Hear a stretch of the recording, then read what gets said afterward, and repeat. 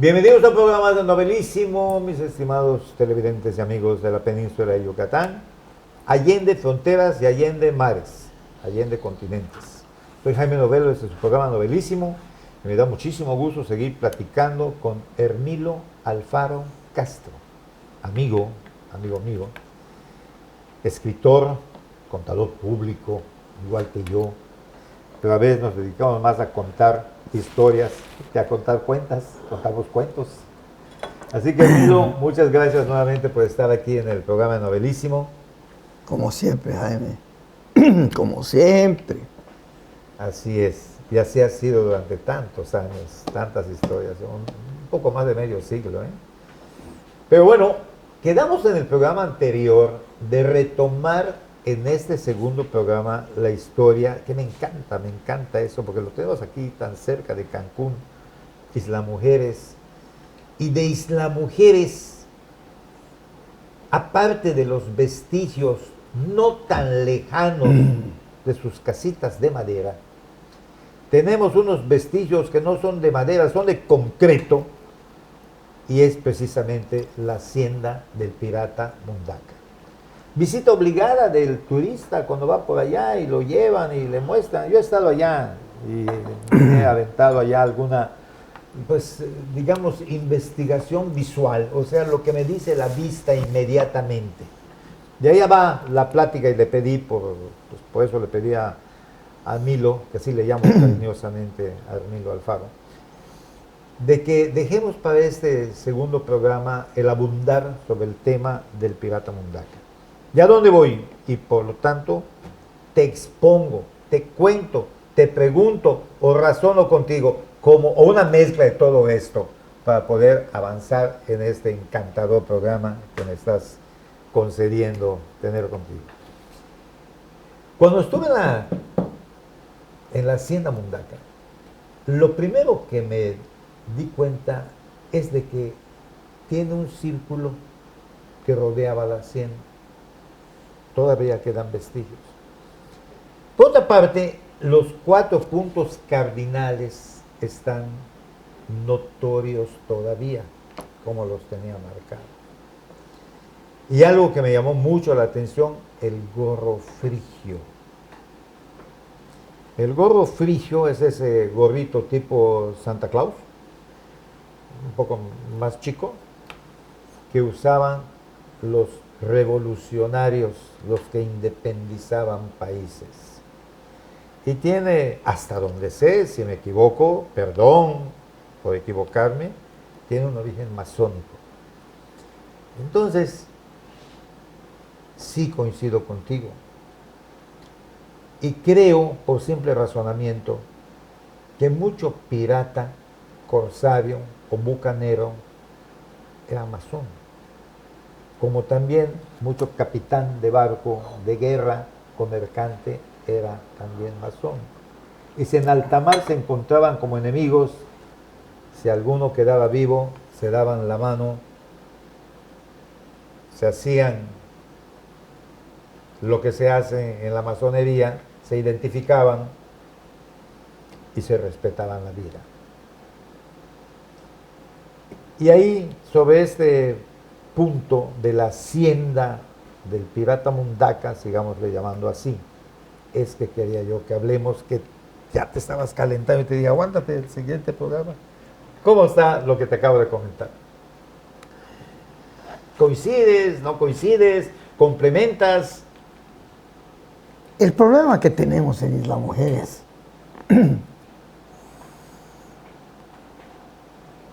es que no hay una dirección de turismo que pueda engendrar la historia, una historia, para que no la de Chano, ¿sí?, sea dispareja a la de Pito Pérez y la de Pito Pérez a Juan de los Palotes, y el turismo, cada vez que le dicen la historia, una historia aquí distinta a la que me contaron aquí, y tenemos que trabajar al turismo de una manera que tengan una idea, patrón, creíble. No puede ser que digamos una cosa y que este señor diga otra, que el famoso cronista, si quiere, que haga un concurso, pero que traiga gente preparada, ¿no? Yo considero que él está preparada, pero no está para calificar. No, yo te agradezco este aporte que estás haciendo, que vamos a llegar a ese punto. Vamos a hablar también de la cuestión. Pero quiero que nos enfoquemos en lo que como yo inicié el programa. La hacienda del pirata Mundaca, con ciertos vestigios que me llevan a pensar que él era un masón de un grado respetable, si no tenía el más alto, los más altos. ¿Es así? ¿Coincides con ello? En el primer programa me dijiste que se fue a Cuba y que ahí lo recibieron sus hermanos masones. Él llega a la isla. Ahorita tocamos también el tema de la jovencita, que ya me la imagino toda guapa a sus 17 años de edad, y cómo él la ve en tu imaginación, cómo se da ese enamoramiento. Pero pues solamente para brincar este punto, ¿tú consideras que hay vestigios de lo que te comenté en la hacienda Mundaca?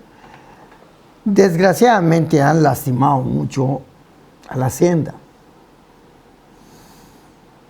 Es más, tengo fotos aquí donde se ve que al ojo del agua que tiene en el centro del jardín de la Trigueña, le robaron el mundo y la cruz que lleva arriba. Se habla de muchas cosas, pero no sé si el gobierno no le interesa o no te sé decir qué pasa allá. Lo que sí te quiero decir es que el famoso jardín de la Trigueña, que le llaman, era una,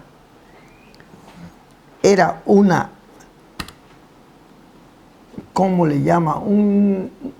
Una hoja astral, una rueda astral que le llaman, donde están las 12 puertas. Y las ves perfectamente bien, claro, revestidas como un jardín. Yo en una ocasión, hace 15 o 20 años, 15 años o 20 años, llevé a una persona ahí que era masón. Y todo estaba perfectamente bien. Él era un masón, pero de hueso colorado, ¿no? De hueso colorado. Normalmente los masones son de hueso colorado. Bueno, el caso es que... No, miento. Creo que también hay sus disfrazados. Con todo respeto, ¿no? Como también hay católicos disfrazados y católicos de hueso colorado, claro, y musulmanes disfrazados y musulmanes, hay de todo en la viña del Señor. Pero imagínate que tú llevas a una persona y entra ya, se sienta y todo eso, y cuando llega al centro y ve el ojo de agua, se hinca a rezarle a Dios. Después, déjame un momentito, le dice. Y lo dejamos 10 minutos, algo así. Y él seguía rezándole. Le dice, esta es una hoja astral. Hicieron aquí, todas las puertas están aquí. Aquí hay una puerta, aquí hay una puerta, aquí hay una puerta, aquí hay una puerta. Esto completamente. ¿Qué te puedo yo decir? Él me dijo, y en aquella ocasión, cuando hablamos de estas personas de esos tiempos, generalmente todos los marinos se encomendaban al lado oscuro para que los protegiera de los piratas. Y ese era el lugar de rezo de Mundaca. ¿Qué te puedo decir? Tantas cosas podemos crear en nuestra isla para el bien del turista que está llegando. Pero desgraciadamente no contamos con gente preparada en la isla. Desgraciadamente. Vamos a ver si cuando yo hable con la presidenta, una sobrina, una parienta de la familia, su mamá fue mi secretaria en la Cámara de Comercio. Vamos a ver si me entiende lo que quiero para la isla. Y si no, pues será como todos, ¿no? Lo que hace todo esto es facilitar llegar a una promoción sustentable, que todo el mundo la habla de la promoción sustentable, aunque no sepa de qué está hablando. Yo lo puedo discutir con cualquiera, porque a mí me lo dijo por primera vez hace 20 años una persona me dijo, la promoción sustentable es aquella cuando tú le llegas al sentimiento de las personas, los mueves y le impregnas lo que está viendo. Y cada vez que complete su historia, va a ser diciendo qué es Isla Mujeres. Ya lo he comentado, pero creo que lo tendré que volver a comentar. Y lo voy a comentar. Espero que no me lleve más que de los 2 minutos que nos quedan del resto de esta primera parte y de este segundo programa.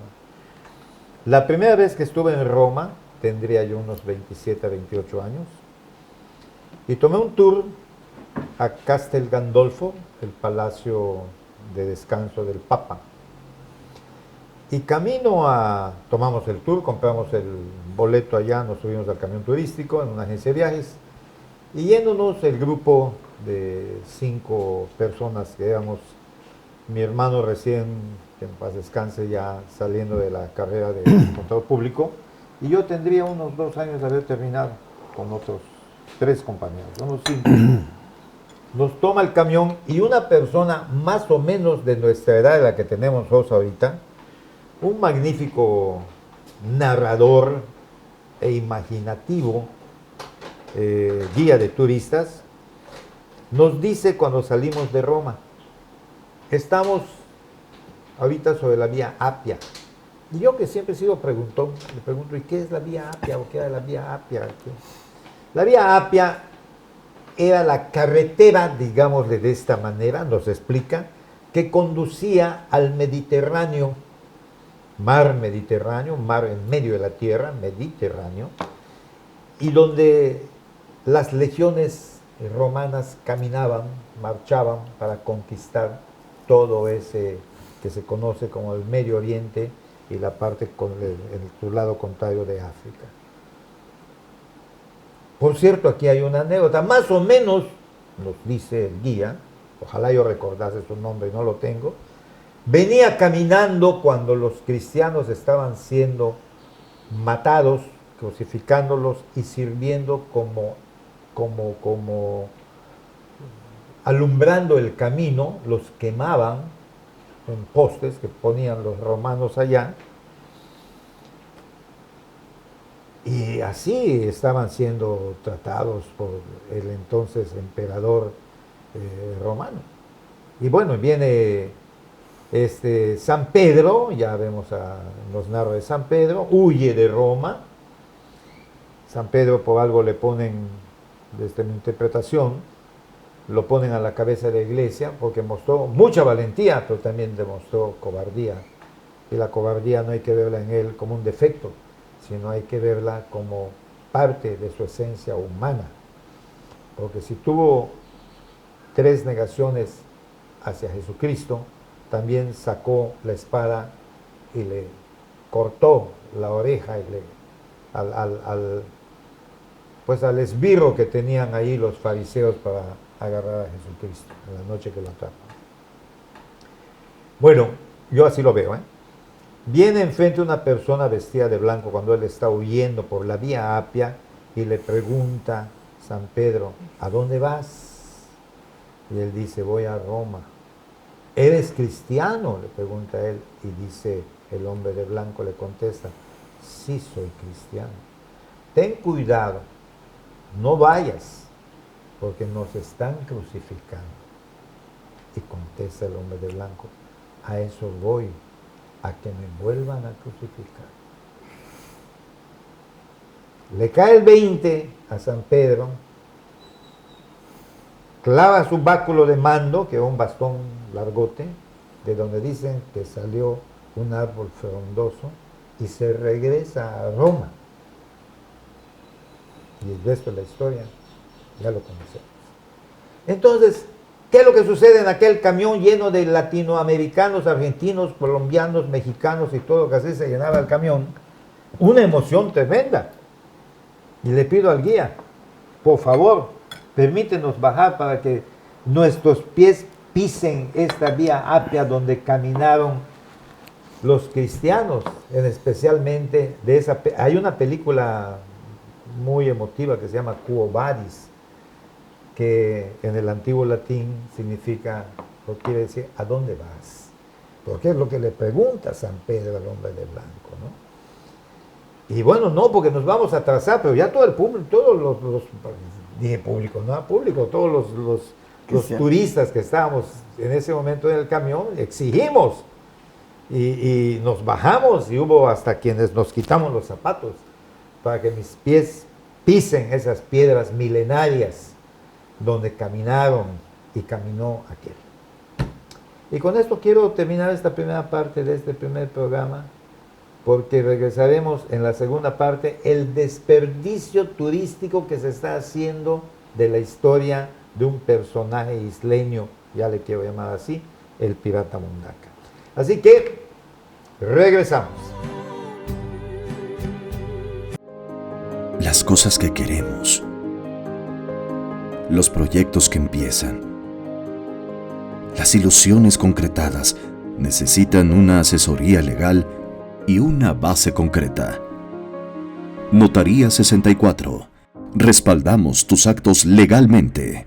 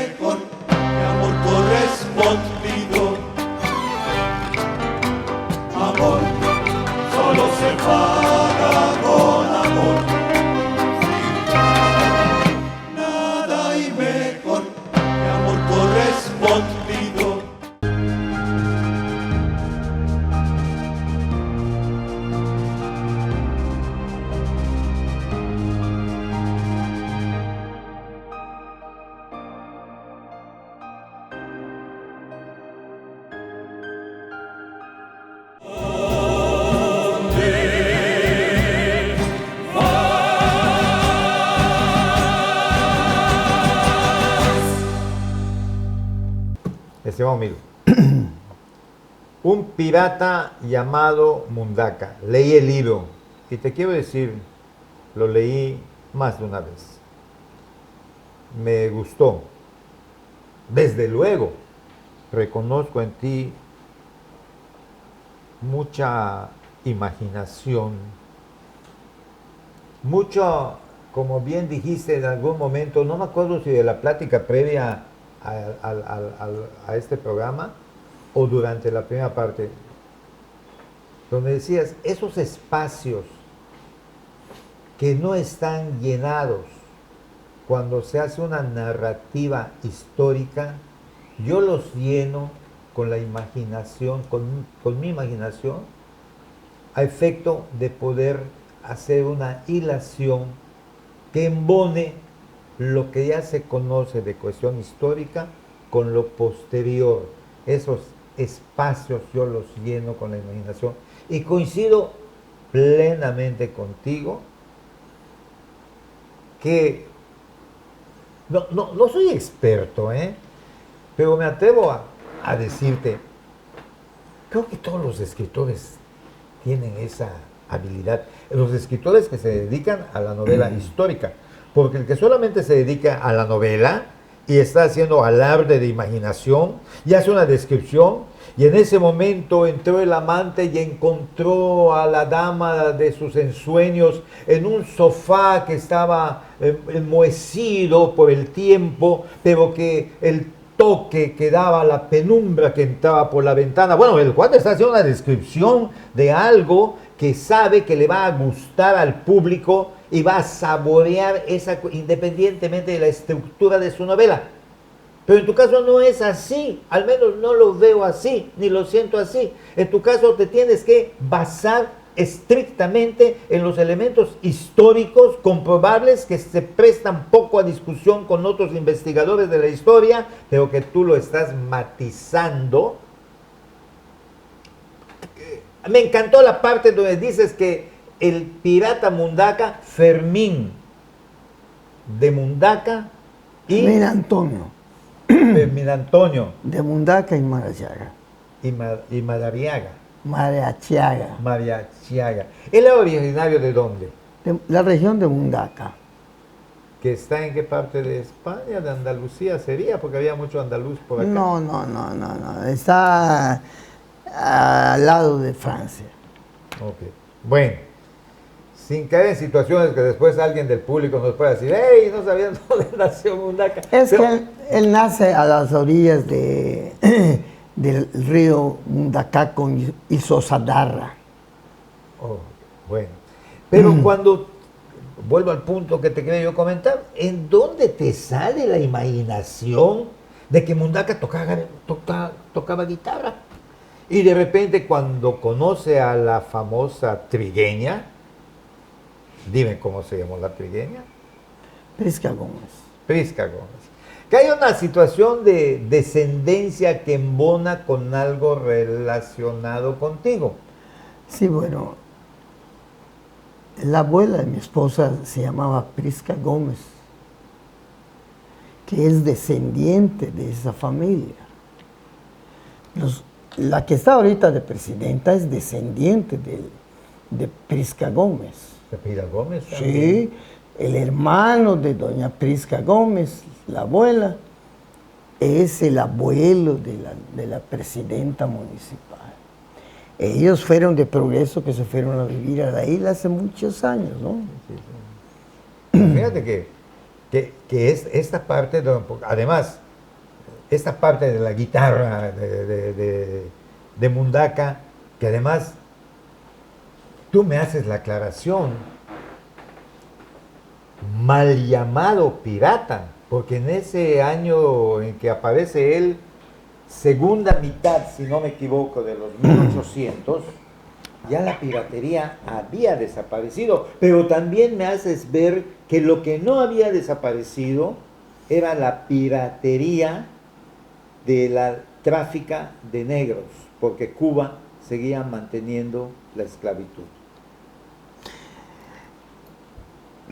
Yucatán estaba hirviendo con la guerra de castas. Era un problema muy grande. ¿Cómo no? Miguel Barbachano y Terrazo,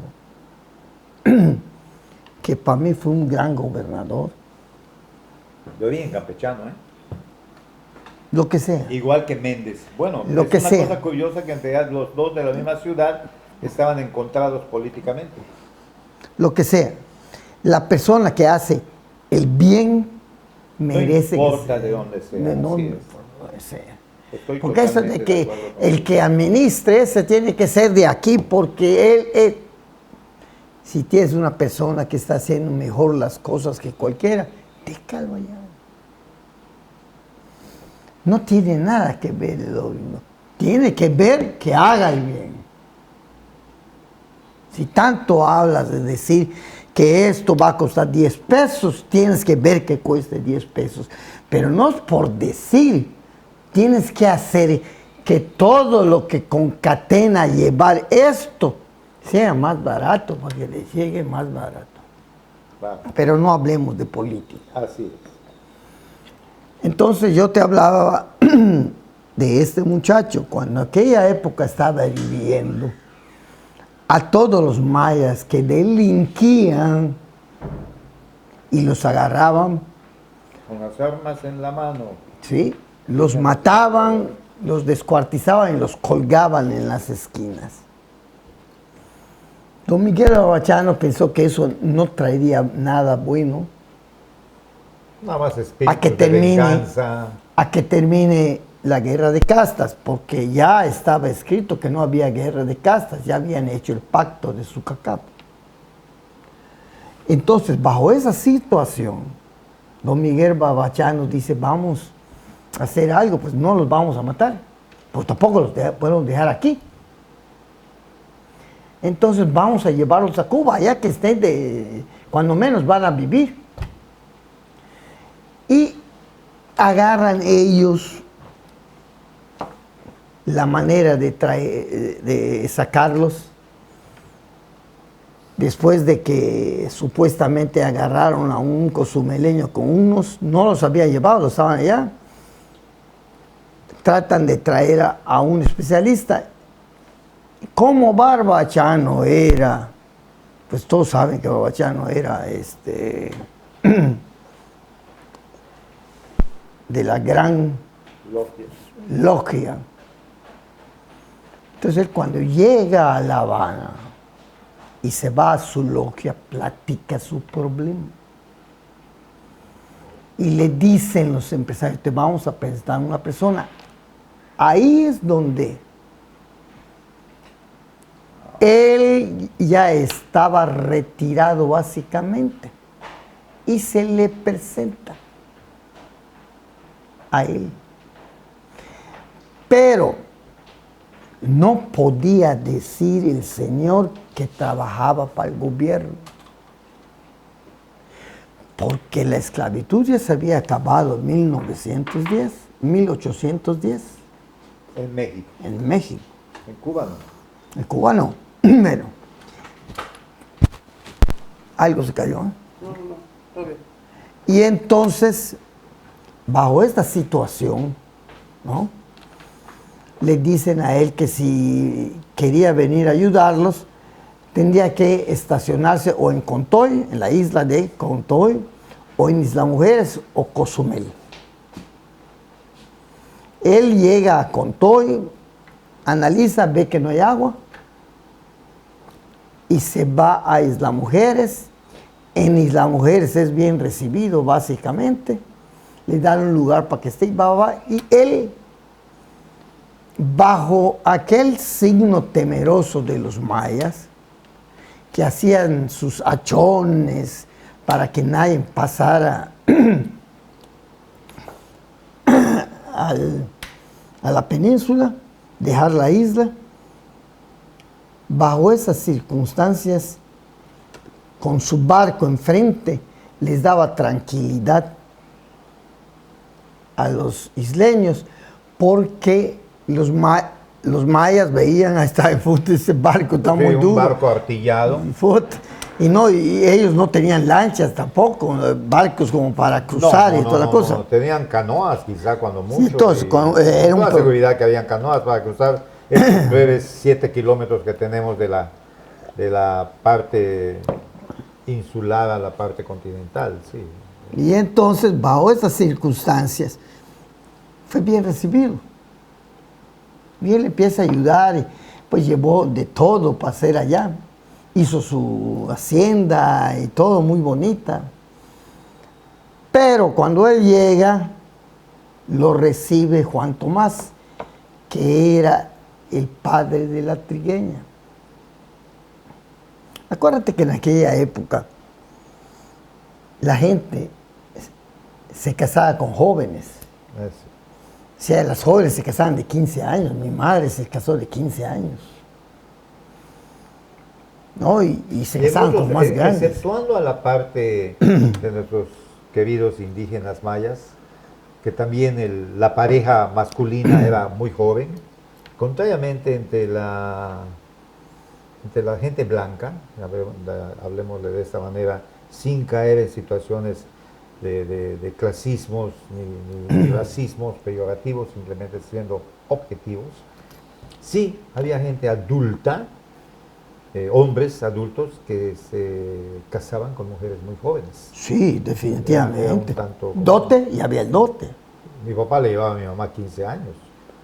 Y con mi mamá igual. Sí, sí, sí. No, no solamente por eso, sino se buscaba al hombre ya hecho y derecho que pudiera garantizar una manutención de hogar. Entonces, nos vamos. Regresamos al pirata Mundaka. Él, y esto para mí me resulta muy, pues hasta cierto punto, impactante lo que me estás diciendo. Al hacer el repaso, yo leí tu libro, ya te he dicho más de una vez, pero tengo fácil 1.5 años, 2 años de no leerlo.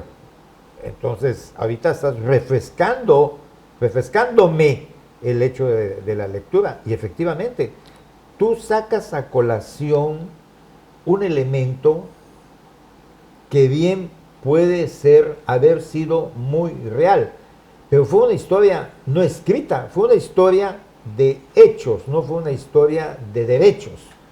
Porque, repito lo que estoy captando, los mayas que eran agarrados con las armas en la mano, don Fernando Barbachano, gobernador de Yucatán, llega a un pacto en su humanismo de no matarlos al momento, no fusilarlos, no ahorcarlos, no llevarlos a la muerte tan Cruel. Sí, que tenían en esa época.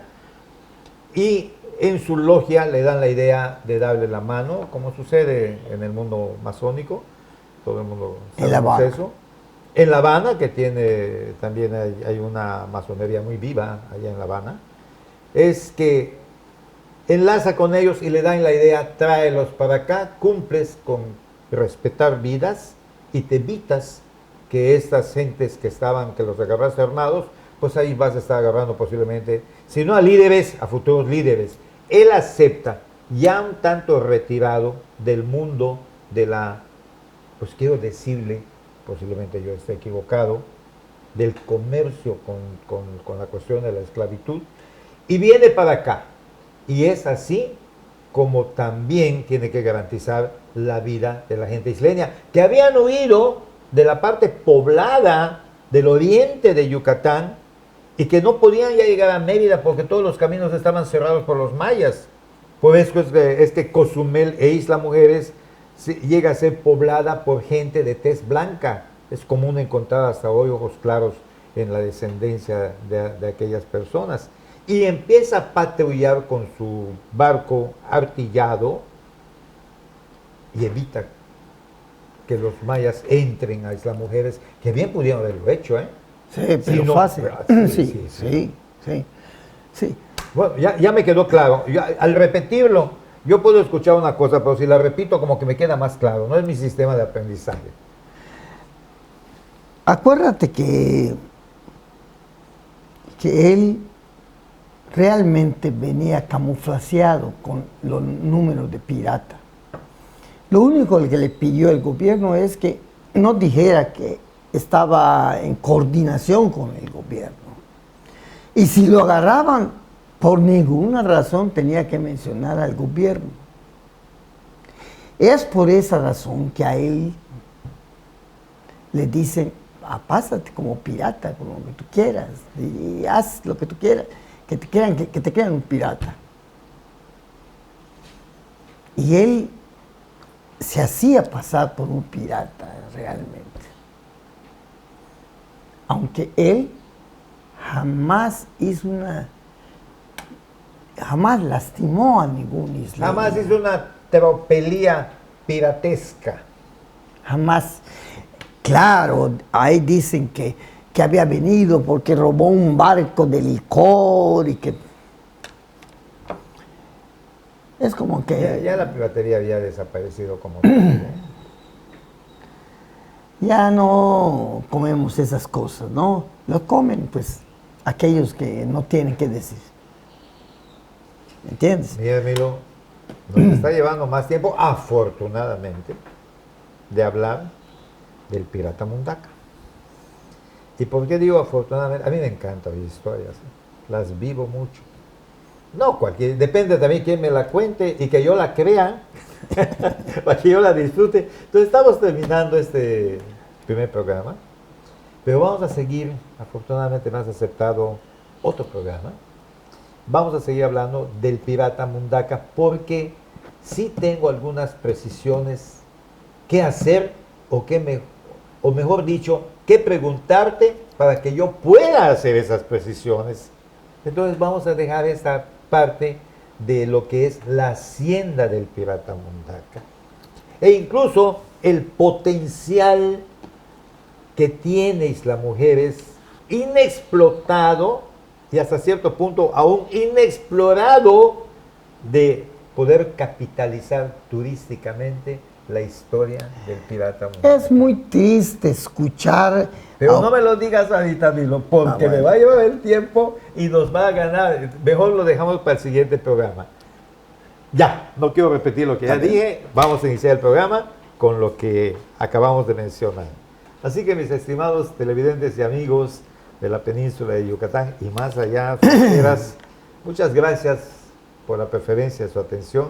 Hasta la próxima. Siga con nosotros, siga con nosotros que vamos a seguir contando historias.